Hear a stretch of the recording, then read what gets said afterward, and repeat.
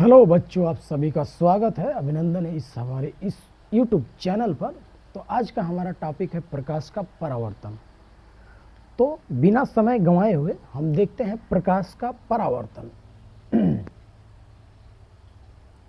यानी कि प्रकाश का परावर्तन यानी रिफ्लेक्शन ऑफ लाइट, यानी रिफ्लेक्शन ऑफ लाइट। ये क्या होता है? तो रिफ्लेक्शन ऑफ लाइट का मतलब ये हुआ कि जब देखिए, जब पहले फिगर बनाने से पहले हम आपको समझाते हैं। जब प्रकाश की किरण किसी चिकने या पालिशदार सतह पर पड़ती है और वहां से टकराने के बाद वह पुनः उसी माध्यम को वापस लौट आती है, तो इस प्रकार के प्रकाश की घटना को हम बोलते हैं प्रकाश का परावर्तन। अर्थात जब कभी प्रकाश की किरणें, मान के चलिए कोई चिकना तल है, चिकना तल का मतलब मान के चलिए दर्पण है। ये क्या है? ये है दर्पण जो एकदम चिकना तल है। तो प्रकाश की किरण यहां पे अगर आती है, प्रकाश की किरण ये आ रही है और यहां से ये टकराकर वापस उसी माध्यम को लौट जाती है, ऐसे। तो प्रकाश के इसी घटना को हम बोलते हैं प्रकाश का परावर्तन। यहाँ पे इस बिंदु पे यानी O पे, यहाँ पे हम एक अभिलंब अगर खींच ले, क्या खींच ले? अगर हम एक अभिलंब खींच ले, इसको हम बोलते हैं अभिलंब यानी नॉर्मल, इसको बोलते हैं। ये है नॉर्मल यानी अभिलंब, अभिलंब, इसको हम अभिलंब बोलते हैं। ये जो किरण है इसको हम बोलते हैं परावर्तित किरण, परावर्तित किरण यानी रिफ्लेक्टेड रे, रिफ्लेक्टेड रे। और ये है जो हमारा किरण है वो है आपतित किरण, आपतित, आपतित किरण। इसको इंग्लिश में बोलते हैं इंसिडेंट रे,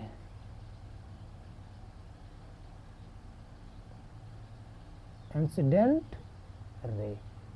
ये इंसिडेंट रे है। ये मान के चलिए ए है, ये O है। O पे मतलब ये आपतन बिंदु इसको बोलते हैं। क्या बोलते हैं? ये आपतन बिंदु है, आपतन बिंदु यानी जिस जगह पे हमारी किरण क्या हो रही है? गिर रही है। तो कहने का मतलब ये है कि जब कभी प्रकाश की किरणें किसी चिकने सतह पर या पालिशदार सतह पर पड़ती हैं, तो पड़ने के बाद वो उसी माध्यम को वापस लौट जाती हैं।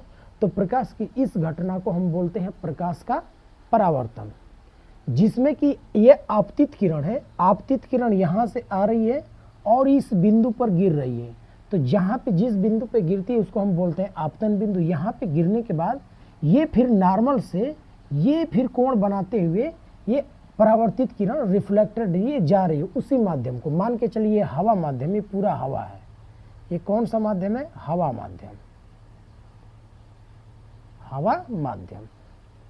तो ये हवा माध्यम से आ रही, हवा माध्यम में ही जा रही। क्यों? क्योंकि इधर जो दर्पण और दूसरा माध्यम है, तो हवा माध्यम से आई और हवा माध्यम में चली गई।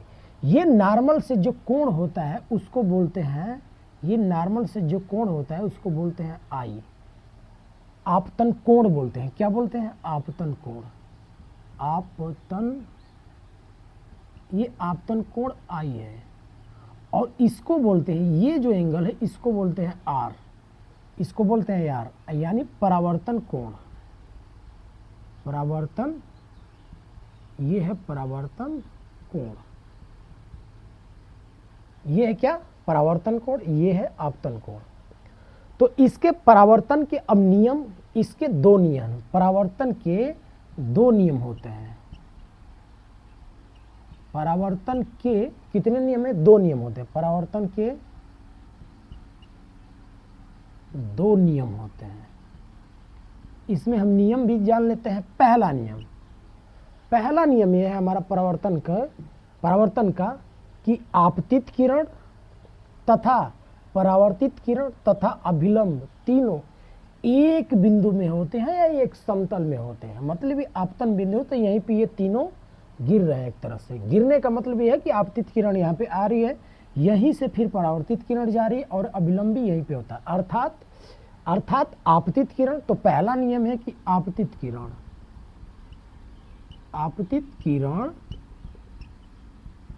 परावर्तित किरण तथा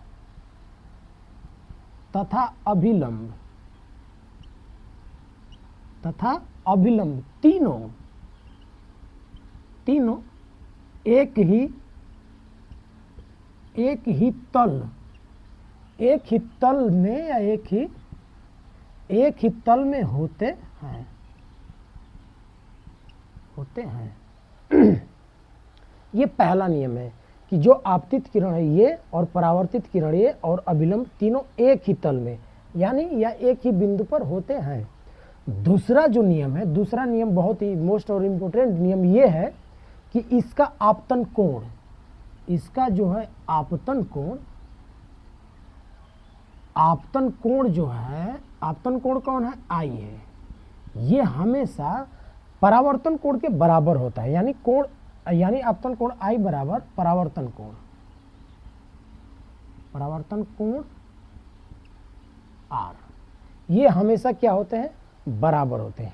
ये आपको ध्यान देना बहुत जरूरी है कि जो आपतन कोण आई होता है वो परावर्तन कोण के बराबर होता है। कहने का मतलब ये है कि अभिलंब से जिस एंगल पे किरण आ रही है, जैसे इधर समझिए, अभिलंब से ये किरण अभिलंब से जितने कोण पे ये किरण आ रही है उतने ही कोण पर ये अभिलंब से एंगल बनाते ही जाएगी भी किरण। मतलब ये कि ऐसा नहीं कि कोई भी किरण ऐसे आ रही है तो यहाँ पे मान के चलिए अभिलंब है, हम क्या बनाते हैं? यहाँ पे अभिलंब बनाते हैं। तो ये कोण इतने पे आ रही है, मान के चलिए ये कितने डिग्री पे? 30 डिग्री पे आ रहे हैं। तो ऐसा नहीं कि ये कोण ऐसे ये किरण हमारी चली जाएगी, नहीं, ये इतना का कोण हो गया, 60 का कोण हो गया, तो ऐसा कभी नहीं होगा। जिस एंगल पर ये 30 का एंगल बना रही है तो ये 30 के ही एंगल पर मान के चले ऐसे ये 30 के ही एंगल पे होके जाएगी। ऐसा कभी नहीं जाएगी कि ये इतने पे आ रही है और ऐसे चली जाएगी, मान के चलिए अभिलंब में, तो कभी नहीं होगा।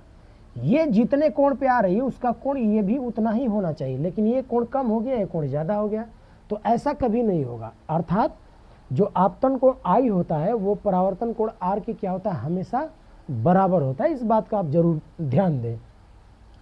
तो ये हमारा आज का टॉपिक रहा कि प्रकाश का परावर्तन आप जरूर समझे होंगे, जरूर जाने होंगे, और इसको समझिए, जानिए और जानने का प्रयास कीजिए। आपके बोर्ड एग्जाम में हमेशा आता रहता है, तो आप इसको समझे, जाने, और इस चैनल पर अगर नए हैं तो इस चैनल को सब्सक्राइब और क्या बोलते हैं कि कमेंट आप जरूर करें। आपका दिन शुभ हो।